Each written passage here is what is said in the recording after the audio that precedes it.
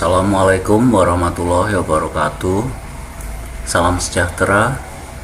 Adil Katalino Bajuramin Kasaruga Basengat Kajubata. Bertemu lagi kita dalam mata kuliah metode penelitian geografi pertemuan ke-10. Kali ini kita akan membahas mengenai bagaimana kita membuat sampel atau mengambil sampel, atau istilahnya sampling. Kita membuat sampel, dan ini adalah hal yang paling sering kurang tepat, meleset, dan membuat hampir semua penelitian kita tidak berarti apa-apa karena sampel tersebut tidak valid. Di sini pengertian mengenai sampel apa sih itu, dan apa tujuannya dalam penelitian geografi ini kita melakukan sampling. Ada beberapa hal yang memang harus kita lakukan dan hanya memungkinkan ketika kita melakukan sampling.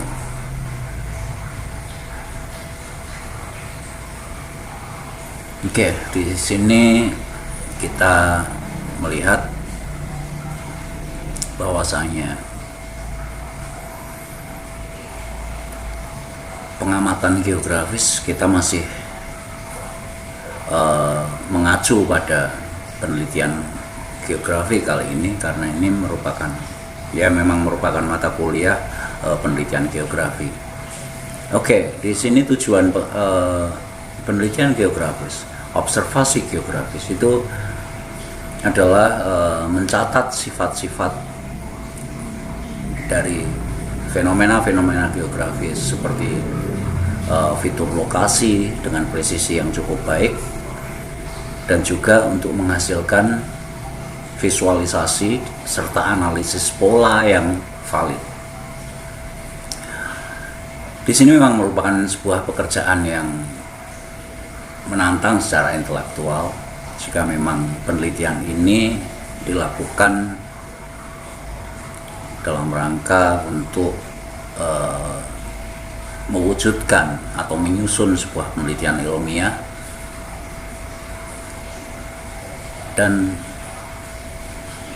di sini kita harus memang harus melakukannya dengan prosedur-prosedur tertentu. Dan dalam penelitian geografi ini adalah bagaimana kita merepresentasikan perbedaan permukaan bumi. Representasi ini melibatkan pengukuran juga, mengingat banyak pertanyaan-pertanyaan atau permasalahan-permasalahan yang memang harus dijawab dengan suatu pengukuran, yaitu proses memberikan angka, jumlah, skor pada objek-objek seperti misalnya populasi yang berbeda. Objek permukaan bumi ini tidak hanya geomorfologi saja, tetapi yang dimaksud seluruh fenomena yang masuk dalam kategori geosfer di sini. Anda masih ingat tentu saja apa saja itu geosfer. Dan di sini dapat juga berupa manusia dan juga non manusia, termasuk bagian-bagian ruang atau wilayahnya di mana manusia tersebut beraktivitas. Di sini akhirnya kita ketika melihat tentang geosfer dalam arti antroposfer di sini kita melihat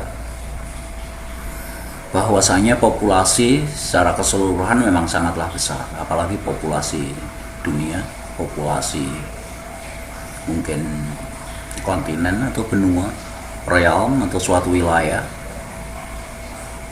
atau negara, atau kalau secara politis negara, provinsi, kabupaten, kecamatan, desa, dan seterusnya.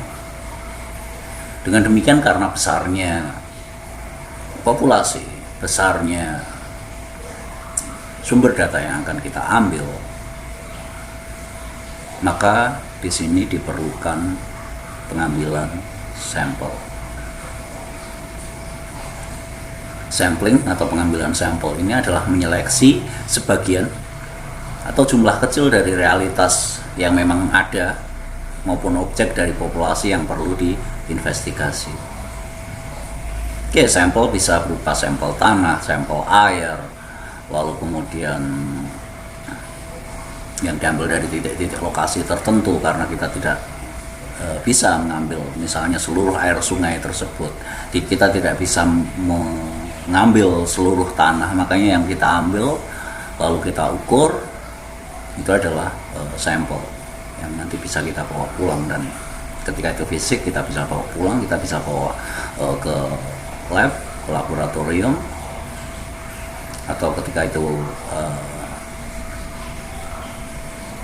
kita bertanya dengan menggunakan kuesioner, atau kalian sering menyebutnya angket, itu tidak ditanyai semuanya tapi hanya beberapa saja.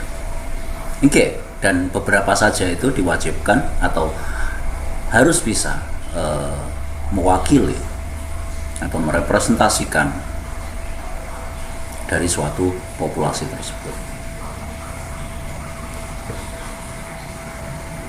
Berikutnya, populasi target atau populasi yang akan kita teliti, populasi yang kita observasi, ataupun populasi yang nanti akan kita ambil datanya. Dan supaya penelitian tetap objektif, langkah pertama dalam sampling adalah menentukan populasi target yang menjadi kepentingan atau yang memang kita tuju, yang relevan dengan pertanyaan penelitian kita, dan sehingga kita nanti akhirnya dapat menyimpulkan dari hasil studi atau hasil kajian.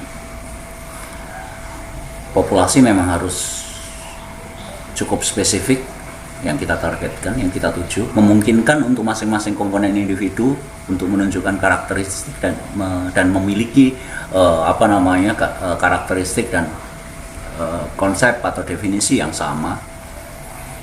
Dan untuk alasan ini maka populasi target juga dapat diidentifikasi berdasarkan lokasi, seperti saya katakan tadi, skala nasional, regional, lokal, suatu kota atau suatu desa, periode waktu tertentu. Karakteristik ini juga yang lainnya yang dapat diambil sebagai acuan sampel, seperti misalnya kelompok umur, jenis kelamin jika tertarik pada populasi dengan populasi tertentu yang berkaitan dengan gender misalnya. Lalu kemudian setelah melakukan populasi target, selanjutnya peneliti perlu mengidentifikasikan apakah akses dari untuk mengakses atau istilahnya untuk menjangkau itu dapat dapat membatasi kerangka sampling yang dapat berupa daftar yang menyebutkan semua nama anggota populasi target tersebut.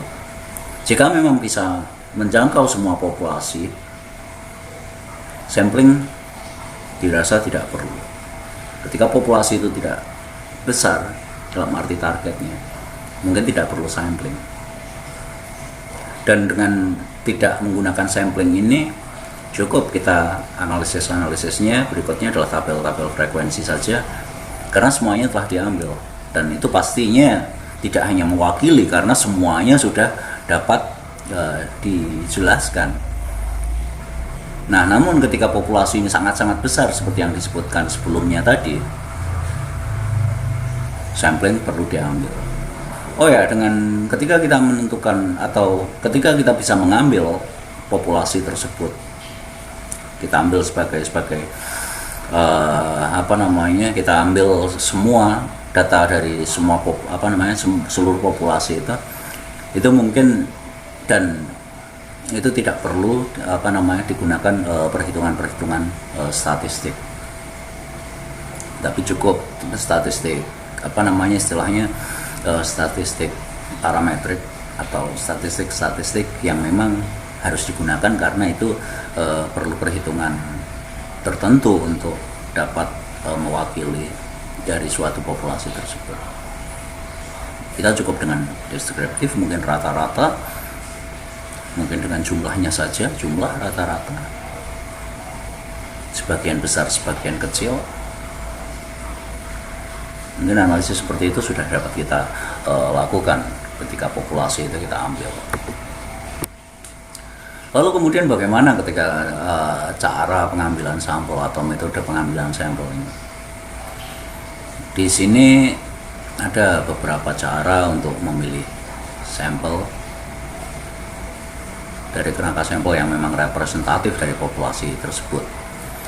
Dalam konteks ini istilah representasi dapat dikatakan setiap informasi yang diperoleh dari pengambilan sampel populasi target akan sama dengan yang diperoleh dari sensus populasi target, atau hasil dari perhitungannya itu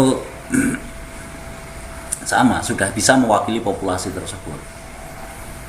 Sampel ini adalah seperti ketika kita mencicipi sebuah minuman apakah manis atau tidak, itu kita tidak perlu kita meminum semua minuman tersebut, tapi cukup mengambil 1 sendok saja. Ketika itu sudah manis, berarti artinya semua yang ada dalam gelas tersebut sudah manis.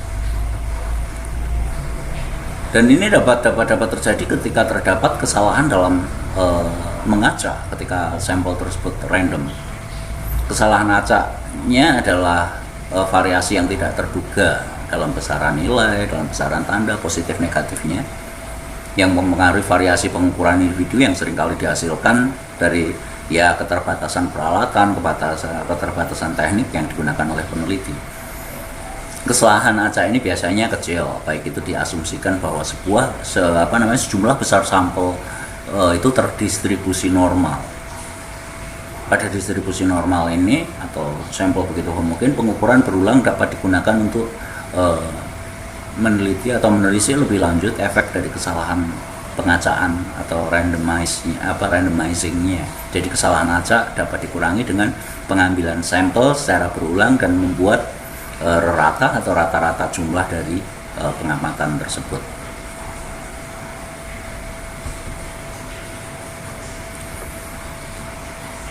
Lalu seringkali kita terjadi bias pengambilan sampel, biasanya memiliki tanda dan besar yang konsisten. Disebut bias pengambilan sampel di sini. Bias disebabkan tindakan operasional peneliti, misalnya hanya memilih orang-orang dengan ciri fisik tertentu, atau hanya dengan seperti ketika secara fisik kita seperti misalnya mengumpulkan kerikil dengan warna hitam saja di pantai. Peneliti dianggap sebagai seorang yang kompeten dan kesalahan tersebut ada pada peneliti. Kesalahan, kekacauan, penyimpangan bukan merupakan bias. Biasanya dapat diminimalkan dengan mengadopsi standar prosedur dan juga kemampuan peneliti dalam mematuhi atau istilahnya ketat dalam pengambilan sampel tersebut. Bias oleh alat pengukur ini seperti misalnya properti atau peralatan-peralatannya seperti GPS dan sebagainya diatasi dengan kalibrasi, pengaturan dan pengoperasiannya secara cermat dan teliti. Oke, dalam arti umum di sini metode pengambilan sampel ketika itu adalah manusia, ketika penelitian kita manusia, itu biasanya akan digunakan daftar pertanyaan yang berupa kuesioner. Dapat pertanyaan itu terbuka ataupun tertutup, dan kuesioner ini juga merupakan bentuk perangkat pengukuran dengan memastikan bahwa responden tidak malu ketika diminta berhipotesis, diberi kesempatan untuk menggambarkan dirinya dengan lebih ringan, tidak merasa terancam atau cemas, atau dapat diminta untuk mengungkapkan pendekatan tertentu. Nah, di sini kejujuran kita harus bisa mengkondisikan responden atau orang yang menjawab, merespon kuesioner tersebut dapat dalam kondisi yang tenang, baik, dan tidak merasa terancam atau perasaan-perasaan emosional lainnya. Kemudian populasi yang menarik bagi para geografer seringkali bervariasi menurut ruang dan waktunya, variasi spasial dan temporal. Sebutannya seperti itu, ruang dan waktu, yang juga sering terjadi secara sistematis. Misalnya ketika ini fisik, hubungan antara sedimen dengan debit air di musim hujan dan musim kemarau dari hulu sungai sampai hulu hilir. Ini bisa kita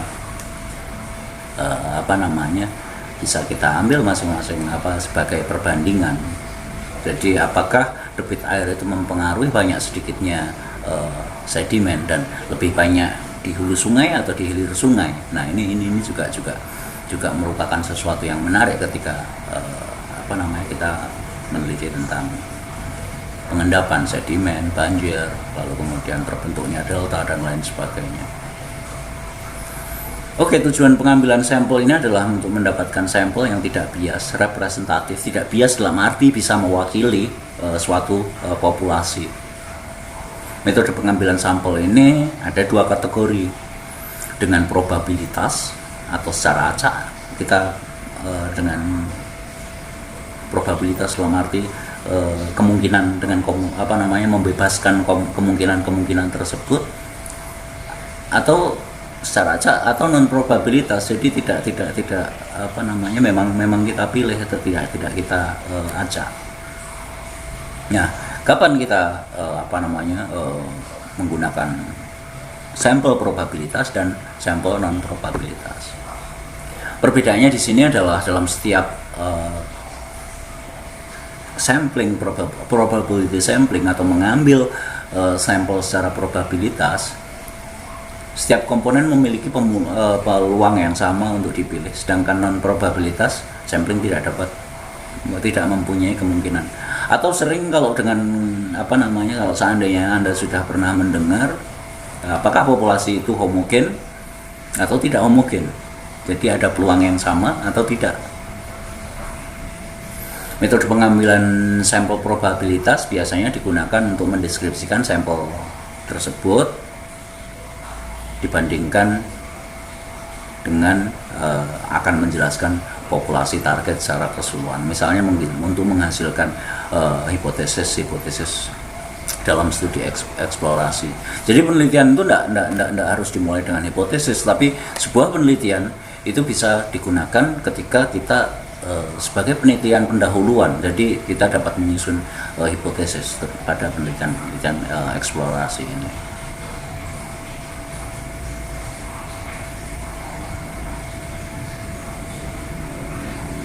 Oke.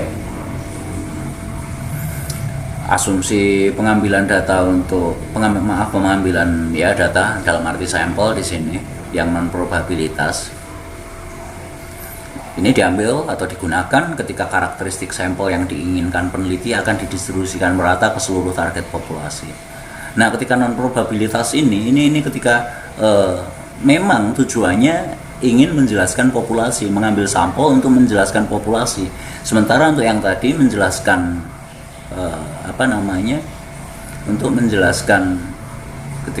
untuk menjelaskan sampel itu sendiri. Dari sejumlah sampel dari populasi target dapat dianggap representatif dalam kasus ini dan harus memberi kebebasan bagi peneliti untuk memilih komponen populasi target sesuai dengan keinginannya atau sesuai dengan relevansi dari pertanyaan penelitian. Metode yang umum dari non probability sampling ini adalah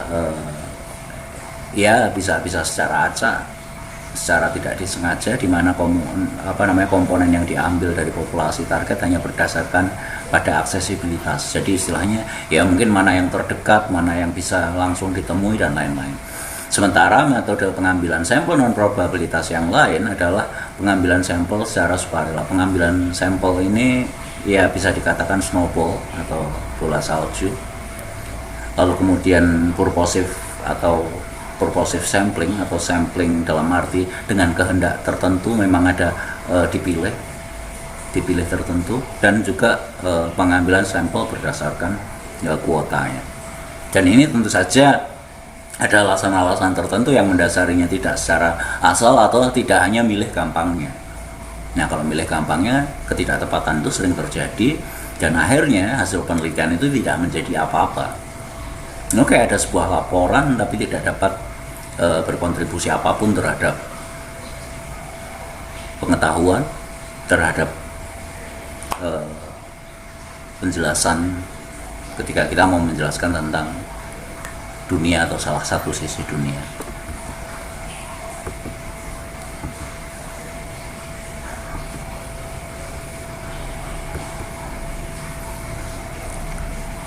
Dalam hal pengambilan sampel di sini ya sukarelawan, tidak ada penentuan kerangka sampel seperti namanya. Para peserta atau sampel yang kita ambil dari populasi tersebut membuat keputusan dengan sukarela ingin menjadi atau bersedia untuk menjadi komponen populasi sampel tersebut. Ini ketersediaan seorang untuk diwawancarai dengan kuesioner atau ketersediaan orang menjadi responden. Kemudian pengambilan sampel bola salju ini biasanya digunakan ketika populasi sasaran terdiri dari kelompok yang sulit untuk dijangkau, seperti misalnya etnis minoritas, dan ketika pertama kali peneliti hanya bisa menanyai satu orang responden saja, dan lalu kemudian berikutnya peneliti meminta rekomendasi dari responden yang sudah dia wawancarai, siapa ya yang kira-kira bisa wawancarai dengan karakteristik yang sama. Oke, dalam kasus purposive sampling tadi bola salju, sekarang dalam kasus purposive sampling peneliti menggunakan penilaian mereka untuk memilih sampel yang dipercaya melalui populasi target. Jadi purposive itu misalnya memang kita penelitian mengenai seorang pedagang misalnya. Tentu saja yang akan kita tanya tidak semua orang. Misalnya kita hanya ingin meneliti atau hanya ingin mewawancarai, mengumpulkan data mengenai pendapat-pendapat pedagang dalam suatu pasar. Nah, di sini kita hanya akan memilih para pedagang saja, tidak semua orang yang ada di pasar, tapi orang-orang dengan karakteristik tertentu dan pedagang pasar tentu saja bisa mewakili pedagang pasar, bukan tidak pembeli atau orang yang tukang parkir dan lain sebagainya. Lalu kemudian pada metode sampling acak, idealnya ya sampel diukur dan diwakili setiap variasi dalam populasi. Sebuah sampel kemudian menghasilkan dalam sampel ini diacak dengan berbagai macam cara, dengan beberapa peralatan misalnya seperti Excel atau program-program perangkat lunak yang lainnya. Oh ya, sampling secara acak ini tadi contohnya adalah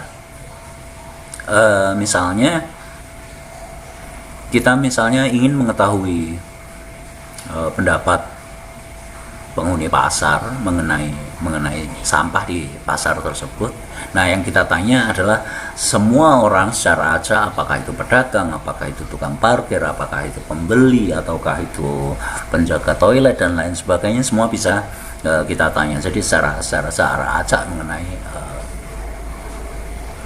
mengenai penelitian yang memang kita relevan ketika kita pengen mengetahui misalnya persepsi penghuni pasar atau persepsi orang-orang pasar terhadap sampah yang ada di pasar tersebut.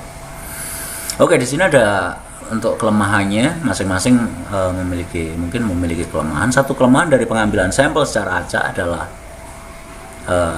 ada perbedaan di wilayah-wilayah kecil, atau istilahnya di sini kantong kecil, area perbedaan yang tidak bisa dijadikan sampel, sehingga terjadi masalah-masalah seperti misalnya ditemukan variasi yang sangat ekstrim dalam populasi tersebut, atau ada sebuah penyimpangan atau deviasi dan lain sebagainya.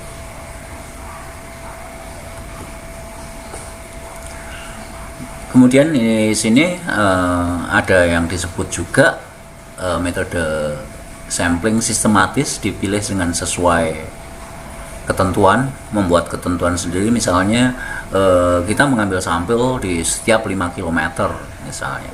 Pengambilan sampel semacam ini melibatkan pengambilan sampel secara sistematis dari area atau individu. Jadi di sini diambil supaya dalam satu daerah ini, dalam satu daerah tertentu, setiap jengkal atau setiap secara merata dapat diambil per 5 km. Jadi tidak berkumpul di satu wilayah tertentu yang dijadikan sampel, tapi semua dalam satu wilayah itu terwakili. Misalnya Anda menggunakan pengambilan sampel titik tanah bidang besar untuk menentukan pH tanah rata-ratanya misalnya. Jadi kita bisa menemukan ini untuk kasus fisik, ketika pH tanah misalnya di bagian utara, bagian selatan, bagian timur, barat, dan tengah itu untuk mengetahui variasi pH tanahnya masing-masing titik diambil, lalu kemudian akhirnya bisa dibandingkan bagaimana pH tanahnya, sehingga mungkin kalau tujuannya sih mungkin untuk tanaman tertentu, untuk ketika pembuatan sumur untuk air minum dan lain sebagainya, mana yang layak mana tidak. Kemudian di sini metode sampling sistematis untuk mengumpulkan poin di setiap 10 meter atau membantu memastikan semua bagian dari wilayah penelitian kita itu terambil.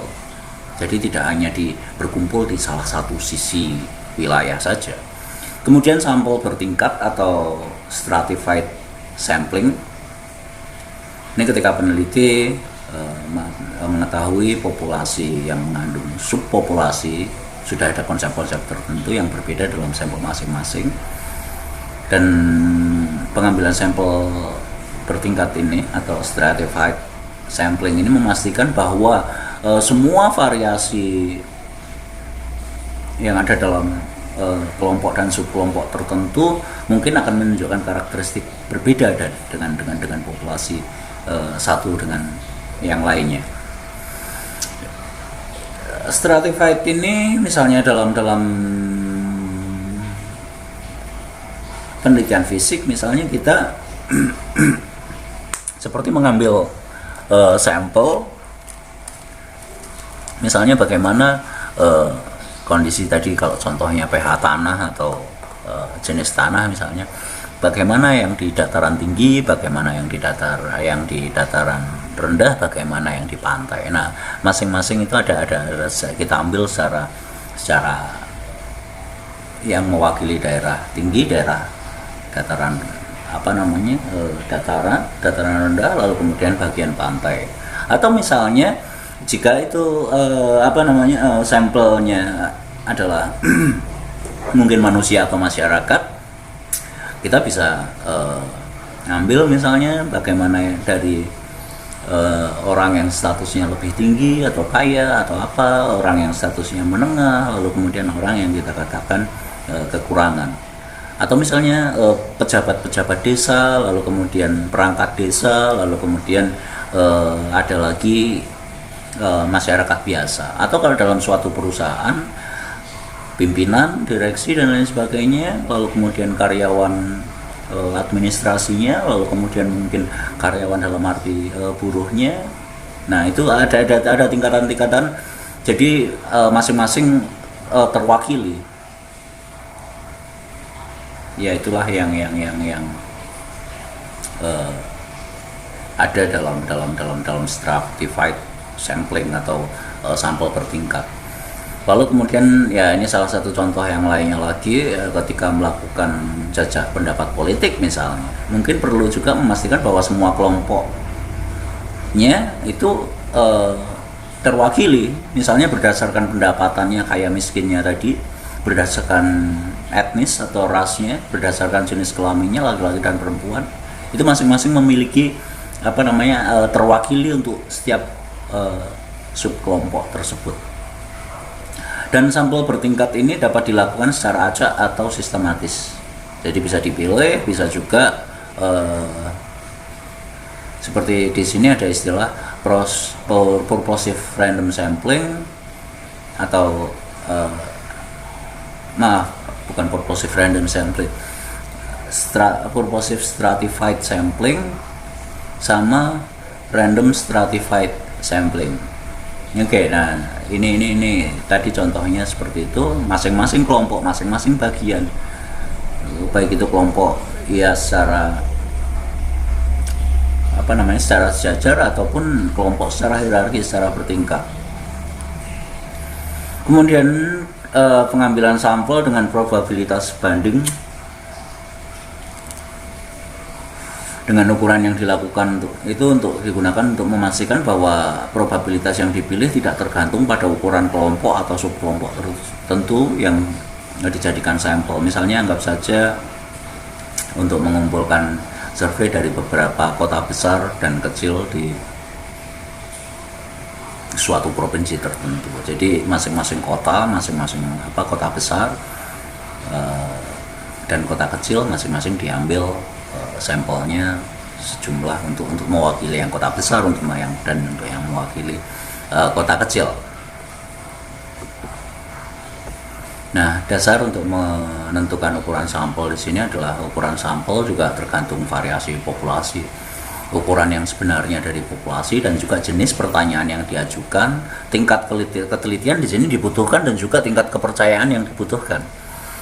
Oke, tingkat kepercayaan biasanya digunakan 95% dipilih. Ini untuk mengasumsikan bahwa 95% dari 100% nilai sampel tersebut akan memiliki nilai populasi yang sebenarnya dalam ketepatannya. Jadi ada semacam jaminan ketepatannya itu 95%, karena dalam sampling hampir tidak ada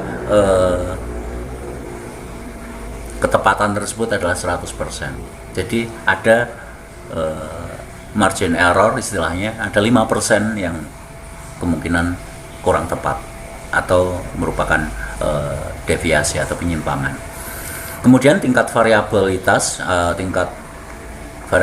di sini mengacu pada jumlah variasi yang memang ada dalam populasi itu. Secara umum mungkin semakin besar variabilitas dalam populasi, semakin besar pula ukuran sampel yang harus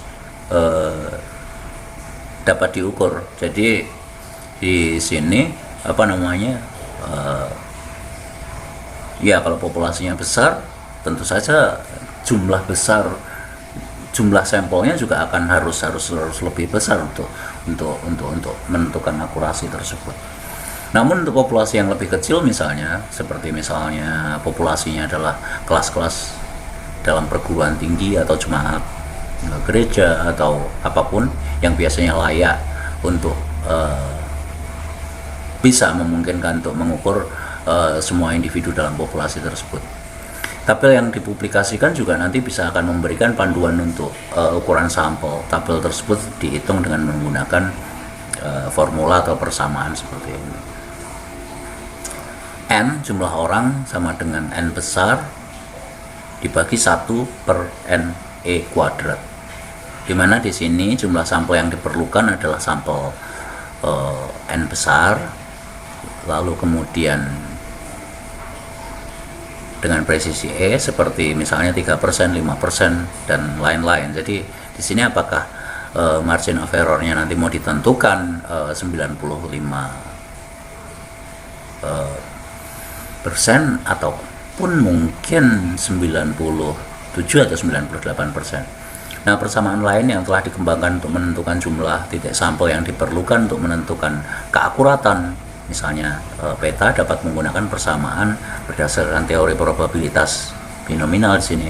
N sama dengan Z kuadrat PQ atau PQ dibagi E besar kuadrat, di mana di sini P adalah akurasi yang berupa persen dari peta, Q adalah 100 dikurangi P, dan Z merupakan skor Z dikurangi 95% dari sebuah kepercayaan, tingkat kepercayaan di sini bukan kepercayaan diri, dan E adalah kesalahan yang dimaklumi atau diizinkan. Ini menurut Johnson. Oke, tentang hal-hal ini bisa langsung ditanyakan pada metode pengambilan sampel pada mata kuliah statistik. Nah di sini atau mungkin buku-buku metode penelitian, saya yakin Anda lebih tahu dan akan lebih relevan jika nanti yang menjelaskan adalah dosen statistik kalian. Berikutnya, bagaimana kita menyajikan data geografis? Data geografis biasanya terdiri dari pengukuran di sini fitur atau bagian-bagian atau bidang-bidang yang memang kalian kaji di sini dari dekat di suatu permukaan bumi. Jadi di sini tentang tantangan mendasarkan adalah memutuskan fitur apa yang perlu diwakili, apakah tanah, apakah populasi hewan, ataukah populasi tumbuhan, misalnya dalam flora dan fauna ketika kajian itu biogeografi, atau manusia, atau lanskap ketika itu fisik, misalnya tutupan bangunan, lalu kemudian tutupan yang ditutup oleh bangunan atau yang ditutup oleh vegetasi, perbandingan antara rumah, panjang jalan, lalu kemudian berapa jembatan, trotoar, toko, ataupun fasilitas-fasilitas umum lainnya yang merupakan kajian-kajian yang memang fisik, lalu kemudian dataran, banjir, lereng, bukit, kemiringan, dan lain sebagainya, itu ketika itu fisik. Nah, fitur manusia di sini dapat disurvei atau didokumentasikan menggunakan teknologi penginderaan jauh, misalnya untuk fitur-fitur yang misalnya memang itu buatan manusia atau fitur-fitur alami. Bisa dilihat misalnya dengan penginderaan jauh di sini pasti Anda akan bisa melihat jaringan jalan, bisa melihat mana yang bangunan, mana yang sawah, mana yang perkebunan, atau mana yang hutan, pegunungan, sungai, dalam dengan cara penginderaan jauh dengan menggunakan citra tertentu. Atau misalnya kalau memang hal tersebut sudah dipetakan, itu memang dapat diwakili dengan menggunakan analisis data tersebut. Lalu kemudian kalau misalnya ketika fitur itu fitur realitas atau fitur nyata seperti misalnya bangunan, taman kota, dapat disajikan dan direpresentasikan mungkin dengan sebagai poligon atau gambar-gambar dua dimensi, seperti misalnya apakah itu berbentuk segitiga, kotak, lingkaran, digambarkan. Dan fitur itu tidak dapat diamati ketika kita memandang lanskap kota, seperti misalnya garis yang menunjukkan ketinggian, elevasi, visometrik atau permukaan air, dan juga atribut-atribut lain yang juga perlu direpresentasikan. Itu silakan fitur-fitur real tersebut memang harus dengan menggunakan penginderaan jauh, karena ketika fitur-fitur nyata tersebut mungkin tidak dapat diakses dengan mudah atau dijangkau dengan mudah karena luasannya. Makanya mungkin juga ini dapat diamati dengan peta ataupun dianalisis dengan peta ataupun dengan penginderaan jauh. Dan juga dalam Geographic Information System atau sistem informasi geografi, di sini GIS, data spasial ini terdiri dari titik, garis, poligon, vektor dan data, matriks sel, pixel dengan dimensi yang identik dari data rasternya. Mungkin Anda di sini akan mungkin sudah dapat lebih dalam di mata kuliah penginderaan jauh.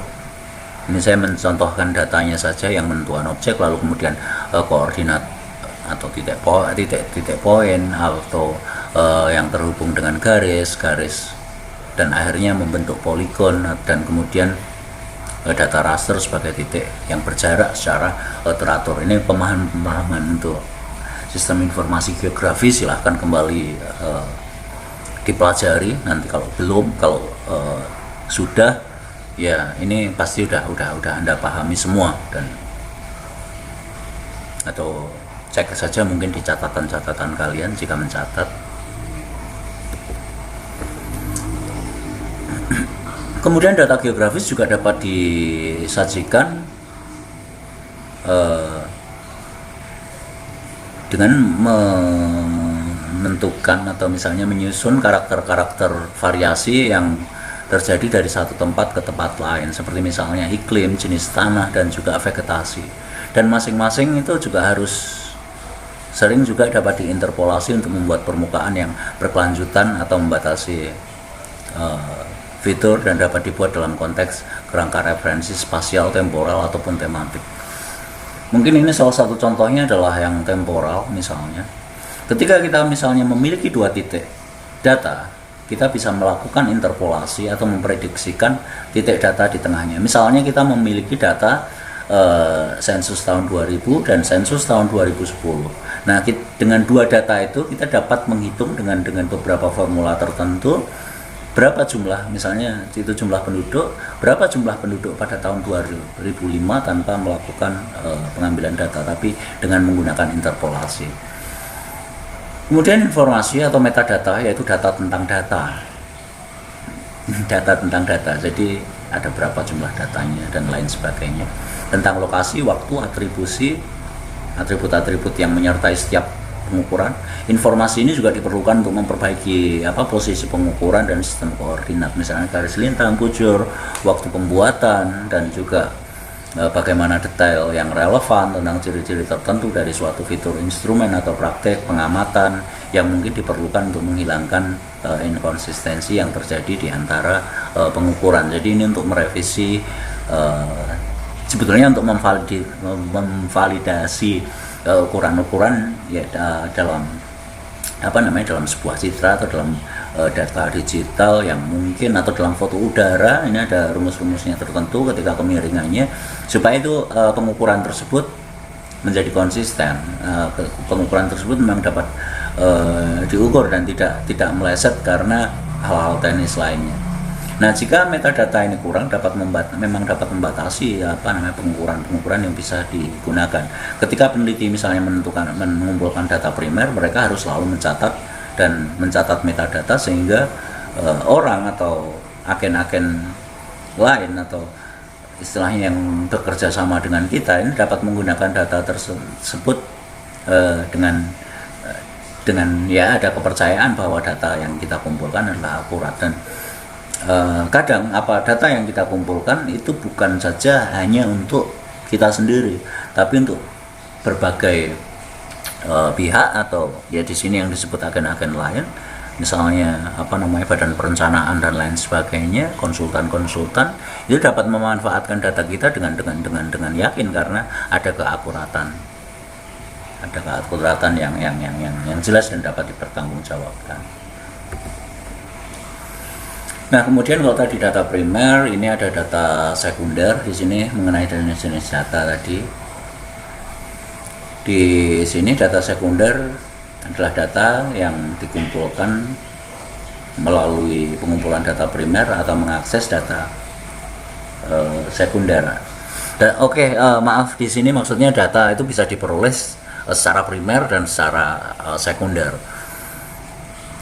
Dan sementara seorang peneliti yang menggunakan data primer, dia dapat mengontrol pengumpulan data primer. Maksudnya dia bisa sesuai dengan kehendaknya data apa saja yang mau dikumpulkan. Dan data primer ini seringkali dilakukan untuk tujuan atau misalnya proyek-proyek tertentu di sini. Nah, sementara untuk sumber data sekunder ini termasuk data yang telah diperoleh, telah diproses, dan juga mungkin telah dianalisis dengan cara-cara tertentu, misalnya sudah dimunculkan dalam wujud-wujud tabulasi berdasarkan waktu, tabulasi silang misalnya. Nah, kita tinggal menganalisa atau bisa memproses lagi dengan cara misalnya mengumpulkan, membandingkan, menjadikannya menjadi satu atau beberapa tabel untuk menjelaskan hal-hal tertentu. Sementara untuk sumber data sekunder semacam ini bisa berbentuk peta digital atau peta analog, lalu kemudian database atau big data, bisa juga merupakan sebuah bagan dan juga tabel seperti saya katakan tadi. Kenapa saya katakan contohnya tabel? Karena data sekunder yang biasanya digunakan oleh geografi manusia, dalam arti di sini yang mempelajari antroposfer, itu memang rata-rata diwujudkan dalam tabulasi-tabulasi. Dan kalau untuk pendudukan kita biasanya mengacu data BPS. Nah, nanti mungkin seandainya Anda ingin tentang klimatologi, Anda bisa mengakses dari BMKG misalnya, Bapeda untuk perencanaan wilayah dan lain sebagainya.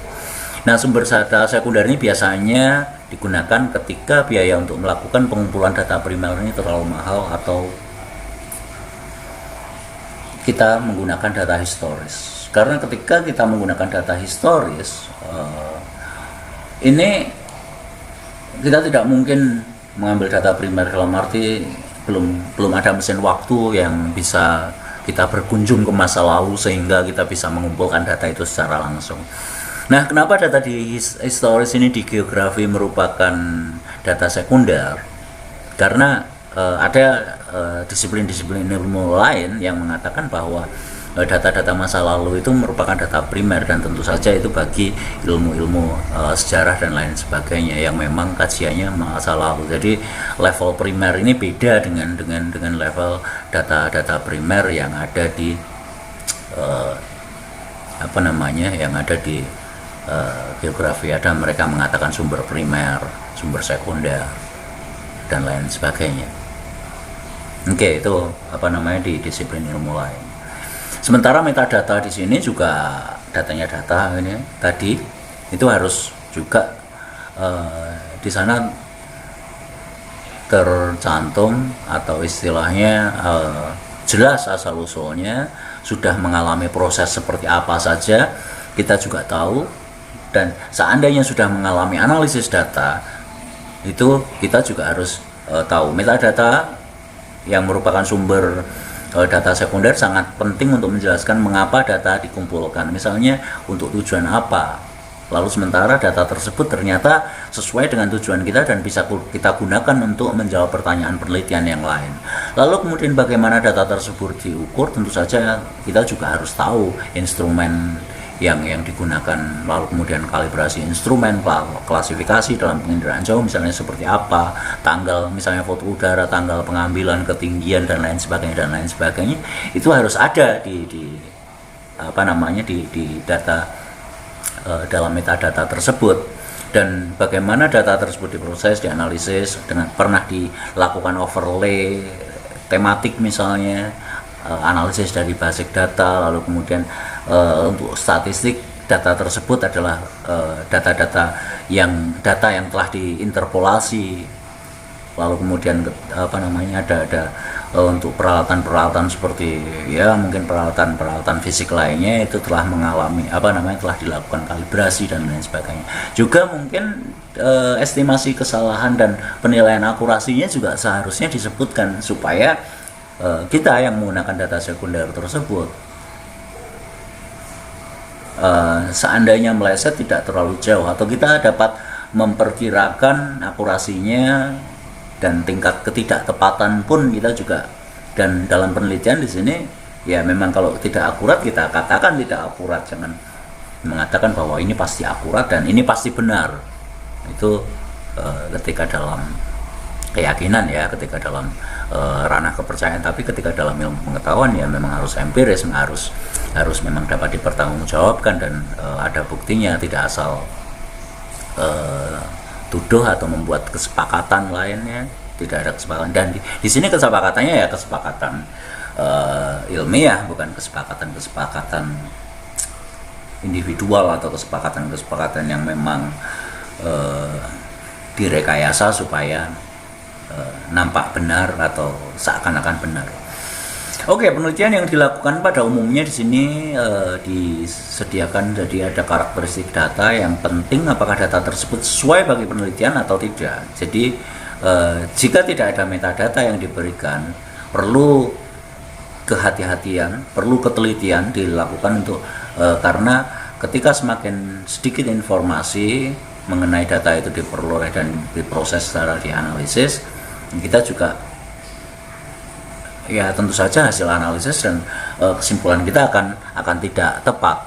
Nah, biasanya di sini kalau untuk data sumber-sumber data resmi ini biasanya atau kita anggap memang kita sepakati bersama itu adalah data yang relatif aman, dalam arti relatif terpercaya untuk digunakan untuk data sekunder yang dihasilkan oleh organisasi lembaga-lembaga pemerintah di sini atau badan-badan pemerintah seperti misalnya Badan Pusat Statistik, Badan Meteorologi, Klimatologi dan Geofisika, lalu kemudian BKKBN,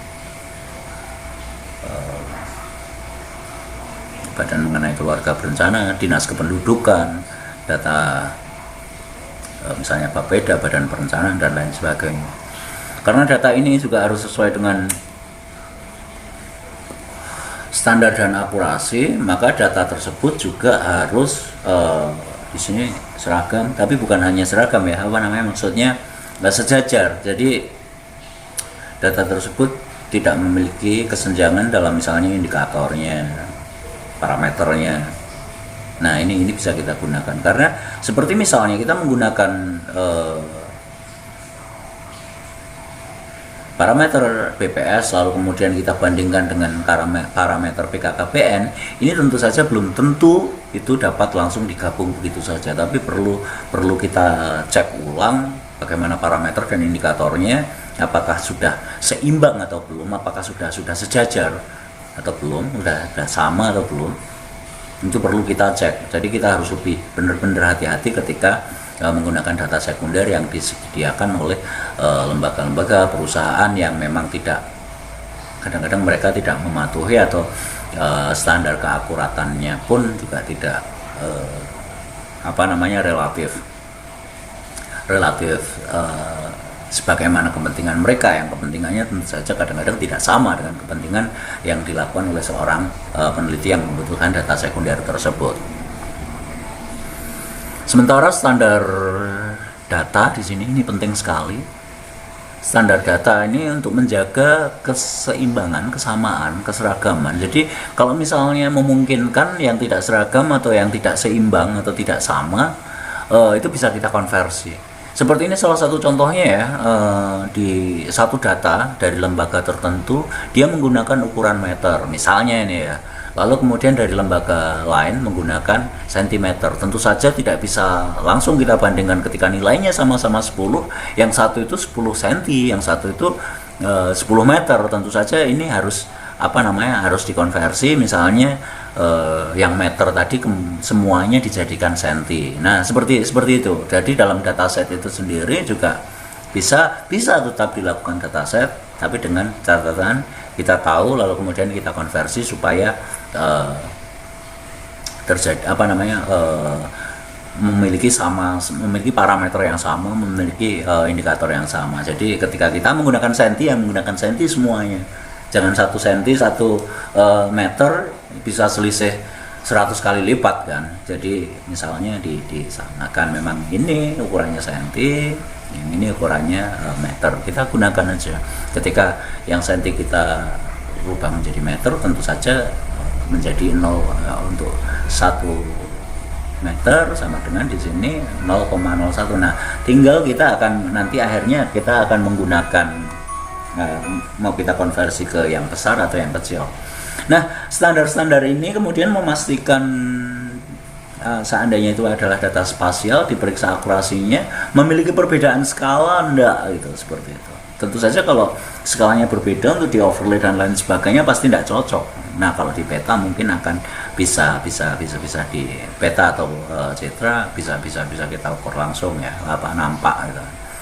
Dan juga nilai standar. Nah, misalnya ada standar-standar pixel, akurasi, skala. Di sini juga yang dipetakan harus digunakan. Misalnya di sini menggunakan standar-standar seperti United States Geology Survey misalnya, atau Amerika survei dari Amerika Serikat, lembaga survei geologi Amerika Serikat yang memiliki standar tertentu, misalnya pada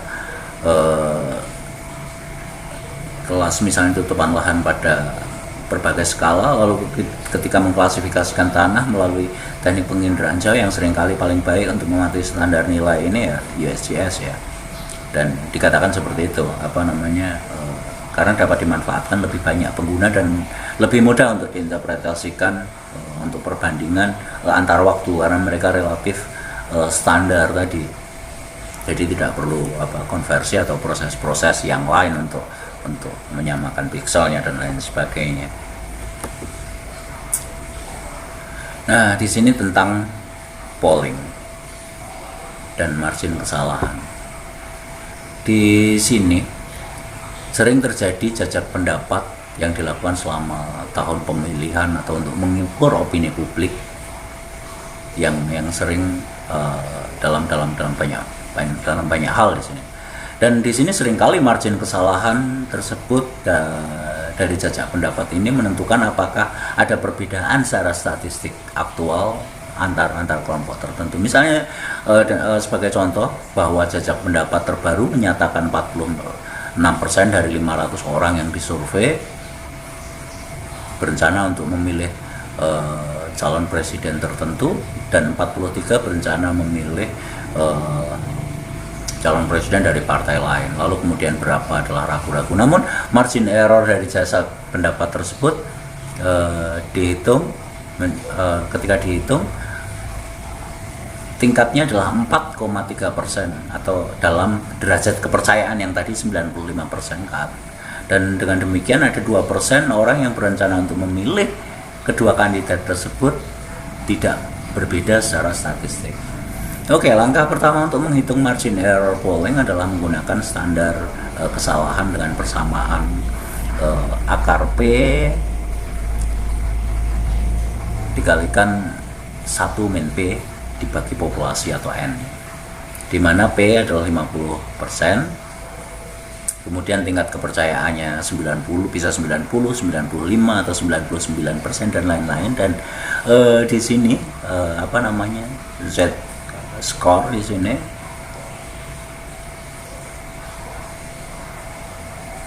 dilihat bahwa area di bawah kurva normal adalah standar. Nilai ini juga misalnya 1,645 untuk 90%, 1,96 untuk 90% dan 575 untuk 99%. Kemudian dikalikan dengan kesalahan standar untuk menentukan margin kesalahan. Margin kesalahan jajak pendapat tersebut akan berkurang jika jumlah respondennya meningkat dan meningkat ketika tingkat kepercayaan juga meningkat. Nah, di sini mengapa penelitian survei yang akhirnya menggunakan perhitungan statistik itu membutuhkan banyak responden. Semakin banyak responden, semakin akurat. Jadi kalau misalnya responden kok cuma 15 saja atau 20 atau paling banter 30, jangan gunakan perhitungan statistik dan jangan dikatakan itu mewakili 100 responden, 100 dari populasi. Padahal saya yakin populasi jauh lebih besar daripada 100. Nah, di sini untuk untuk jajak pendapat di sini tingkat kepercayaannya 90%, itu akan menentukan jumlah margin errornya juga. Oke, kemudian yang masih beberapa ini cukup panjang. Kesalahan data dan akurasi data ini dikumpulkan oleh peneliti. Data yang dikumpulkan oleh peneliti ini, data primer maksudnya, diperoleh peneliti dari sumber data lain, data sekunder, biasanya memiliki beberapa kesalahan. Satu yang pasti, yang mungkin banyak sekali dilakukan adalah manipulasi data yang akurat. Dan ini membutuhkan penilaian atau asesmen terhadap kesalahan dari tingkat ketidakpastian data, jenis kesalahan dan tingkatnya. Ketidakpastian ini memiliki variasi jenis data yang dikumpulkan, bagaimana data tersebut apakah sesuai dengan tujuan awal pengumpulan data. Misalnya ketika pengumpulan data GPS, data yang satu harus memperhitungkan kesalahan lokasi yang terkait dengan data tersebut dan kualitas unit GPS. Karena tanpa memahami keterbatasan data yang digunakan dalam penelitian, maka kemungkinan membuat kesimpulan salah itu akan cenderung meningkat. Misalnya kualitas GPS-nya berbeda, tidak dikalibrasi, atau ada beberapa hal yang memang memiliki tingkat keakuratan yang berbeda seperti itu. Lalu kemudian segala jenis pengukuran terdapat dua pertanyaan pokok yang terkait yang harus ditanyakan. Pertama, seberapa valid pengukuran atau alat ukurnya. Yang kedua, bagaimana dapat diandalkan atau akurat atau tidak. Lalu kemudian seberapa valid pengukuran instrumen atau pengukuran. Kedua, seberapa reliable dan akurat instrumen tersebut. Validitas pada dasarnya itu bertanya apakah kita mengukur apa yang ingin kita ukur, dan reliabilitas tentang akurasi apakah hubungannya antara pengukuran itu dengan realitas. Nah, di sini banyak yang saya ragukan dengan validitas data ini, karena masalah validitas instrumen ya, kalau untuk penelitian kuantitatif di sini yang membutuhkan kepastian angka-angka yang akurat, scoring, di sini membutuhkan validitas yang memang benar-benar seandainya memang ingin hasil penelitian tersebut dapat menemukan sesuatu atau dapat menjelaskan dunia atau dapat mengukur sesuatu yang memang bisa diukur. Oke, ini tadi beberapa kita memaparkan atau sesuatu yang kita paparkan secara bersama-sama, yang kita perhatikan bersama-sama di sini, dan tentu saja ini semoga aja akan menjadi beberapa yang bisa mengingatkan kita bahwa untuk membuat atau menyusun instrumen ketika kita untuk merancang penelitian, terutama penelitian metode dengan menggunakan metode penelitian geografi ini, banyak hal yang memang harus kita perhatikan, dan sejauh ini memang masih banyak hal yang belum sesuai dengan standar ilmiah, karena terlalu banyak pemakluman, kita masih belajar, kita masih latihan, walaupun itu sebetulnya kalian sudah ujian, dan nilai yang tidak sesuai dengan apa yang kita kuasai, apa yang hasil karya yang kita wujudkan, itu seringkali lebih tinggi dibandingkan dari nilai karya kita. Oke, tapi itu tidak masalah, karena memang mungkin belum dibutuhkan mengenai tentang kualitas, yang penting kuantitasnya, atau yang penting tercatat angka lulusan dan lain sebagainya. Oke, hal yang perlu kita gunakan untuk refleksi seandainya kita ingin bergerak maju lebih baik daripada yang kemarin. Mungkin itu yang patut kita renungkan. Oke, saya tutup sekian dulu, dan saya ucapkan assalamualaikum warahmatullahi wabarakatuh.